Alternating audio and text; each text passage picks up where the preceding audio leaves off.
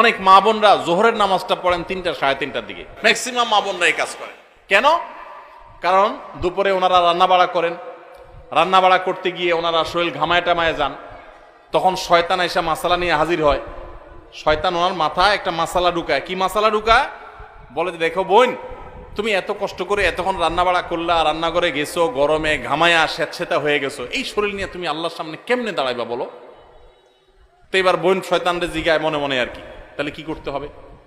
এবার শয়তান তার মনে মনে বলে দেয় যে আরে নামাজ তুমি ঠান্ডা মাথায় ফ্রেশ মুডে পড়বা, হাতের কাজ শেষ করে নাও, রান্না বাড়া শেষ করে নাও, সবারে খাবার টাবার দিয়ে নাও, তুমি বাথরুমে যাও, সুন্দর করে গা ডলে গোসল করো, ফ্রেশ হয়ে আসো, এরপরে 3টা সাড়ে 3টা আসরের নামাজ সুই সুই হয়ে যাবে, এবার তুমি ফ্রেশ মুডে একটু নামাজ পড়ো।